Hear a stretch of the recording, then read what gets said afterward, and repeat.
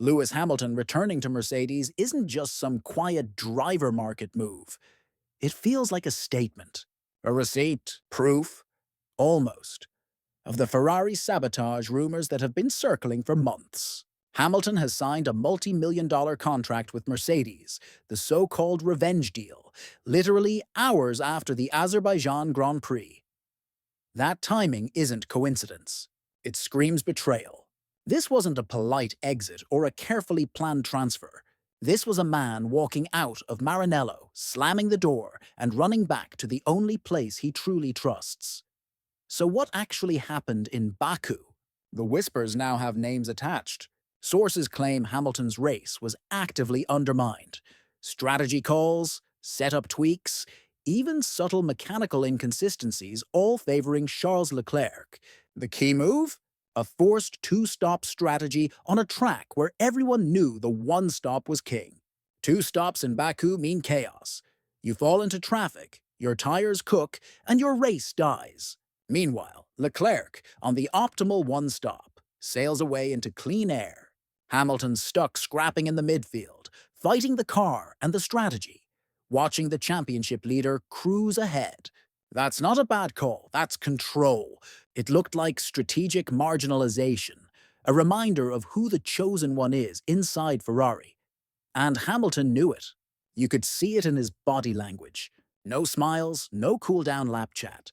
Straight to the garage, out of the car, headset off, gone. No debrief, no press conference, nothing. Just silence. Within hours, he's spotted entering a private room in Baku. Toto Wolff is there. Mercedes lawyers. George Russell dialed in on a secure video link. By midnight, the deal is signed. No negotiation, no boardroom saga. Just an escape. Then came the quote that changed everything. From someone close to Lewis, "They lied to me. They sabotaged me. They chose Charles. Mercedes is the only family I can trust." That one sentence detonated the paddock. It named names and set the battlefield. Hamilton versus the Ferrari establishment, Leclerc, Fred Vasseur, and Leclerc's longtime engineer, Riccardo Adami. And the accusation is not about loose wheels or smoking engines. It's about precision sabotage, the kind you can hide in data. A kilo too much fuel in Q3. Brake bias shifted 0.5%. Diff settings not quite perfect. Enough to lose a tenth, not enough to raise alarms. It's chess, not war. The kind of manipulation that keeps Hamilton one step behind Leclerc, while everyone pretends it's coincidence. The claim is that Adami used his influence to keep Leclerc on top, feeding information slower, changing the rhythm of calls, box now, push now. Tiny timing tricks that make a huge difference over a race. It's not sabotage you can see, it's sabotage you feel when the lap time won't come, and no one can explain why. While Ferrari was allegedly eating itself alive, Toto Wolff was playing chess. He'd seen the cracks for months. He'd kept the messages friendly, the door open. "We're here if you ever want to come home." So when Baku happened, he didn't need to persuade Lewis to leave. He just needed to be ready, and he was. The contract wasn't improvised. It was waiting. Wolff didn't poach Hamilton. He rescued him. A political masterstroke that blindsided Maranello. The fallout is catastrophic.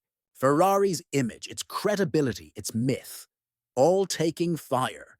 Sponsors are nervous, fans furious, and the paddock whispering. Because this isn't just about Hamilton. It's about trust. If a team can allegedly undermine a 7-time world champion to protect a favorite, what does that say about their culture? What message does it send to young drivers watching from the sidelines? And for Leclerc, this is poison, even if he wasn't involved. The asterisk is now glued next to his name. Every win, every pole, every podium, people will ask, was it pure talent or protection from the inside? Former driver Mark Webber even hinted that the paddock already knew. "Everyone knows when a driver's been betrayed," he said after Baku. "Lewis won't stay silent forever." And that's interesting, because Webber manages Oscar Piastri. If Ferrari really did this to Hamilton, imagine the signal that sends to rising stars like Oscar. If they can kneecap a legend, what hope does anyone else have? if they're not the chosen one. Yet there's irony here too. Ferrari might now look at Piastri as the perfect replacement. Young, quick, and maybe more pliable.